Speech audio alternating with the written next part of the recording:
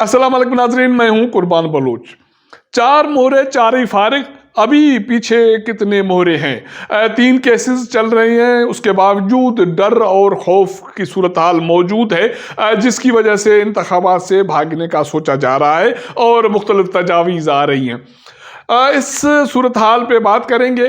آج اسلام آباد میں عمران خان کے حوالے سے 4 کیسز تھے، اور ان 4 کیسز میں یہ معلوم پڑ رہا تھا کہ مہرے تو لائے جا رہے ہیں، لیکن مہرے فارغ کیوں ہو رہے ہیں، ناکام کیوں ہو رہے ہیں۔ پچھلے ہفتے ایک مقامی ہوٹل میں ایک خاتون نے ایک پریس کانفرنس کی، بک لانچنگ کی سیریمنی تھی، اور وہ 7 اسٹار ہوٹل ہے، اسلام آباد کا مہنگا ترین ہوٹل ہے۔ اس میں نہ صرف بک لانچنگ تقریب ہوئی، اور چیدہ صحافیوں کو وہاں بلایا گیا تھا، ان کے لیے سیٹس مخصوص تھیں، لیکن اس کے باوجود وہ جو الزامات تھے وہ بکے نہیں۔ انگریزی میں کتاب لکھی گئی، اور زبردست قسم کا اس کا کاغذ اور ٹائٹل، اور شاندار خاتون، شاندار تقریب، لیکن معاملہ نہیں چلا۔ ہاجرہ پانزی، اس محترمہ کی کتاب کی لانچنگ سیریمنی تھی، جس میں انہوں نے مختلف الزامات لگائے، سیکسول ہراسمنٹ کے، سیکسول ابیوز کے، اور باقی الزامات انہوں نے لگائے۔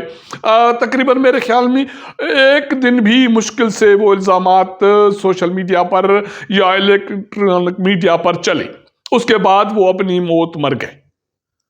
اس سے پہلے بھی بہت سارے الزامات منظر پہ آئے، لیکن عمران خان کا گڈ لک ہے یا کچھ اور عمل ہے کہ وہ الزامات سسٹین نہیں کرتے، لمبا چلتے نہیں ہیں۔ اس کے علاوہ پچھلے ہفتے خاور مانی کا بی بی بشرا کے جو فارمر خاوند ہیں، ان کے الزامات سامنے آئے عمران خان کے حوالے سے کہ بشرا بی بی کے ساتھ اس کے ناجائز تعلقات، اور غیر شرعی نکاح، اور جو نکاح سے پہلے اس کے تعلقات، اور بہت سارے الزامات لگائے گئے۔ وہ بھی انٹرویو، تقریباً 1 گھنٹے کا انٹرویو پرائم ٹائم میں ایک بڑے چینل پہ چلا۔ صرف 2 دن وہ الزامات سسٹین کر سکے یا بک سکے، اس کے بعد وہ اپنی موت خود مر گئے۔ اس کے بعد خاور مانی کا عدالت میں چلے گئے، اور الزام یہ ہے، درخواست یہ ہے کہ عمران خان اور بشرا بی بی کا جو نکاح ہوا ہے وہ غیر شرعی ہے۔ اس کیس کی سماعت آج ڈسٹرکٹ سیشن کورٹ اسلام آباد میں ہوئی۔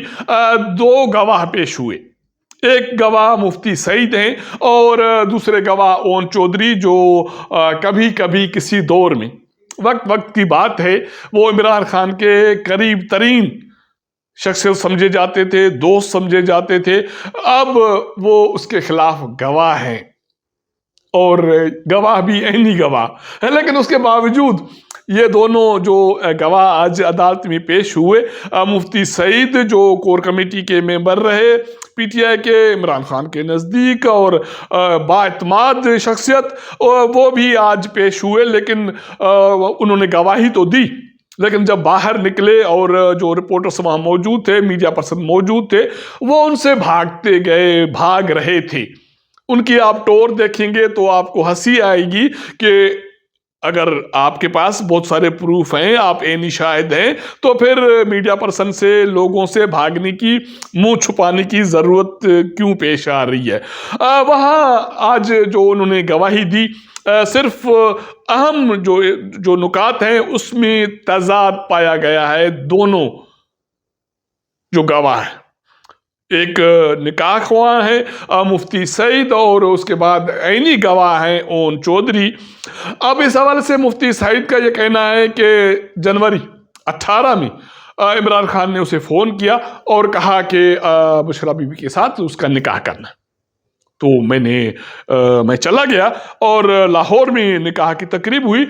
وہاں ایک خاتون تھی جو بشرا بی بی کی اپنے آپ کو بہن ثابت کر رہی تھی یا بتا رہی تھی۔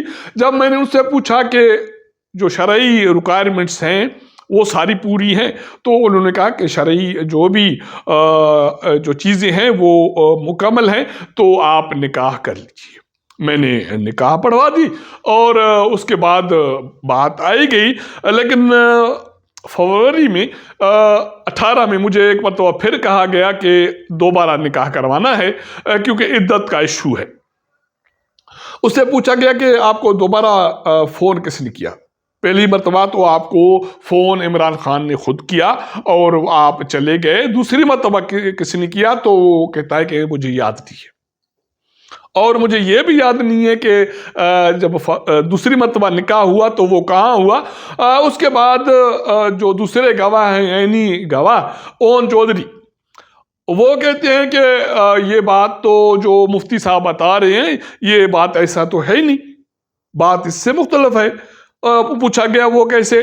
تو کہا گیا کہ میں خود وہاں موجود تھا اور مفتی نے بشرا بی بی سے پوچھا کہ عدت کے حوالے سے جو شرعی جو ریکوائرمنٹس ہیں وہ پوری ہیں، تو انہوں نے خود بتایا کہ بالکل طلاق ہو چکی اور جو شرعی عدت کا میعاد ہے وہ بھی مکمل ہے، تو نکاح کرنے میں کوئی قباحت نہیں ہے اور میں اس کا عینی گواہ۔ مفتی جو نکاح خواہ ہیں وہ کہتے ہیں کہ بشرا بی بی سے تو میری بات ہی نہیں ہوئی، کیونکہ ہماری روایت میں جو دلہن ہے اس سے تو پوچھا ہی نہیں جاتا، اس کے رشتہ داروں سے، ماں باپ سے یا بہن سے پوچھا جاتا ہے۔ میں نے اس کی بہن سے پوچھا اور اس کی بہن نے بات کر دی اور میں نے اعتماد کیا اور نکاح کرا۔ لیکن اون چودھری صاحب کہتے ہیں کہ ایسا نہیں ہے، میں خود گواہ ہوں، ریکارڈنگ ہے اور یہ، لیکن اس کے پاس ریکارڈنگ کوئی موجود نہیں ہے۔ تو یہ کیس اس پہلے مرحلے میں پہلی سماعت میں بڑھ گیا، مطلب کہ جو مانیکا نے خواری اٹھائی الزامات کے حوالے سے، بشرا بی بی کے حوالے سے کہ اس کو طلاق دی، اور اس کے بعد 6-7 سال وہ خاموش رہے، عمران خان کے ساتھ خاموش رہے اور حکومتی مزے لیتے رہے، عمرے ساتھ کرتے رہے اور باقی جو بھی انہوں نے فوائد لیے، اس کے بعد ابھی اس کو یہ یاد دہانی آ گئی کہ بشرا بی بی اور عمران خان کا جو نکاح تھا وہ عدت کے حوالے سے غیر شرعی تھا، اس لیے اس کو سزا ملنی چاہیے۔ لیکن دونوں گواہ تو پہلے ہی سماعت میں فارغ ہو گئے، تو آگے چل کر خاور مانیکا صاحب کریں گے کیا؟ اب باقی پیچھے کتنے گواہ ہیں، اور کیا اگر یہی سلسلہ چلتا رہا تو عمران خان کسی قابو میں آئیں گے؟ تو فی الحال ایسا نہیں لگ رہا، کیونکہ بہت سارے جو لیگل کیسز ہیں وہ بھی ساتھ ساتھ چل رہے ہیں۔ توشہ خانہ والا کیس وہ چل رہا ہے، اس کے علاوہ القادر کیس چل رہا ہے، سائفر کیس چل رہا ہے۔ سائفر کیس کے حوالے سے تو آج ایک مرتبہ پھر انتظامیہ بھاگ گئی۔ اسلام آباد ہائی کورٹ کے احکامات ہیں کہ جیل ٹرائل نہیں ہو سکتی، وہ صرف اس صورت میں ہو سکتی ہے جب غیر معمولی حالات ہوں۔ خصوصی عدالت کے جج ابو حسنات الذوالقرنین نے ایک مرتبہ پھر سماعت کی۔ سماعت سے پہلے اڈیالہ جیل کے سپرنٹینڈنٹ کا خط آ گیا اور خط میں دعویٰ کیا گیا کہ عمران خان کی زندگی کو سیکیورٹی کے حوالے سے سخت خطرات لاحق ہیں، اس لیے مزید پولیس کی دستے مانگے ہیں، سپورٹ مانگی ہے، تو فی الحال اس کو عدالت میں جوڈیشل کمپلیکس میں پیش نہیں کر سکتے۔ اس کے بعد عمران خان کے وکیل اور جو سرکاری وکیل تھے ان کے دلائل ہوئے، لیکن جج صاحب نے فیصلہ محفوظ کیا اور اس وقت ہی اندازہ ہو گیا تھا کہ فیصلہ کیا آنا ہے۔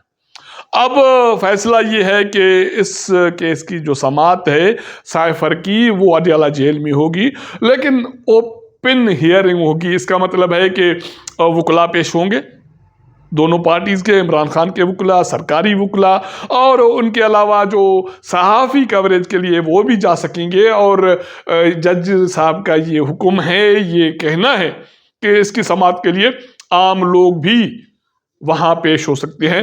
کیسے پیش ہو سکتے ہیں؟ اس کی صورتحال کا اندازہ آپ اس سے لگا سکتے ہیں کہ اڈیالہ جیل پچھلے 2 روز سے 2 مختلف گروپس کا وہاں ٹھکانہ ہے۔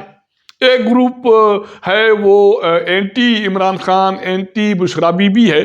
کچھ مخصوص لوگ ہیں 30-40. ایک روز پہلے انہوں نے بشرا بی بی کی گاڑی کو روکا، نعرے بازی کی، ہلڑ بازی کی، اور اس کے بعد گاڑی چلی گئی. آج ایک مرتبہ پھر نہ صرف وہی گروپ وہاں موجود تھا، انہوں نے نعرے بازی کی اور بشرا بی بی کو، عمران خان کو غیر شرعی نکاح کرنے کے حوالے سے سزا دینے کا مطالبہ کیا. لیکن جب وہاں عمران خان کے حمایتی کچھ کارکن پہنچے تو جو اینٹی فورس تھا وہ بھاگ نکلا. یہ صورتحال جو دکھائی دے رہی ہے یا صورتحال پیدا کی جا رہی ہے، اس سے تو یہ لگ رہا ہے کہ ابھی انتخابات کے حوالے سے بہت سارے معاملات گڑبڑ ہیں. اس کے لیے یہ جو بنیاد بنائی جا رہی ہے یا جو جواز بنایا جا رہا ہے وہ یہ بنایا جا رہا ہے کہ جو ہمارے نگران وزیر اعظم صاحب جس مہم پہ باہر گئے ہوئے ہیں، وہ پچھلے 2 روز وہاں متحدہ عرب امارات گئے تھے. وہاں انہوں نے مختلف معاہدے کیے پاکستان میں انویسٹمنٹ کے حوالے سے، اور دعویٰ یہ ہے کہ 20 سے 25 ارب ڈالر کی انویسٹمنٹ آئے گی پاکستان. اس کے بعد وہ کویت چلے گئے، 2 روز کا دورہ وہاں کویت میں ہے، اور وہاں بھی پاکستان میں سرمایہ کاری کے حوالے سے معاہدے کریں گے. تو یہ جو معاہدے کیے جا رہے ہیں پاکستان میں انویسٹمنٹ کے حوالے سے، ان کو دوام بخشنے کے لیے، ان کی سسٹینبلٹی کے لیے ایک چورن یہ بیچا جا رہا ہے کہ انتخابات کو ڈیلے کریں. اس کا مطلب ہے کہ فروری 23 میں انتخابات نہیں ہونے چاہیے، کیونکہ اگر انتخابات ہوئے تو یہ معاہدے جو ہیں ان پر عمل درآمد کے حوالے سے ہرڈل پیدا ہو جائیں گے، بریک لگ جائے گی. تو جو ترقی کا عمل ہے پاکستان میں، معاشی استحکام کا عمل ہے، وہ متاثر ہوگا. تو اس لیے بات یہ آ رہی ہے کہ انتخابات اگلے سال اگست تک بھی جا سکتے ہیں. فی الحال یہ باتیں ہیں.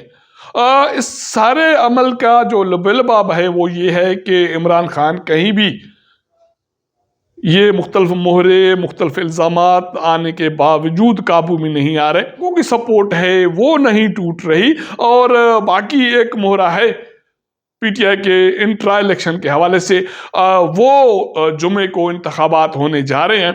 مختلف افواہیں، مختلف باتیں ہیں. اب دیکھنا یہ ہے کہ جمعے کو جو انتخابات پی ٹی آئی کے انٹرا الیکشن ہوتے ہیں اس میں چیئرمین کے انتخابات کے حوالے سے کیا ہوتا ہے.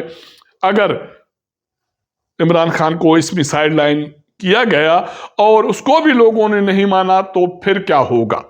اگر ہمارا یہ ولاگ آپ کو پسند آئے تو اپنے دوستوں کے ساتھ ضرور شیئر کیجئے گا، اپنا فیڈ بیک دیجئے گا. آپ کے ساتھ ملاقات کریں گے اگلے پروگرام میں. تب تک اجازت دیجئے گا. اللہ حافظ.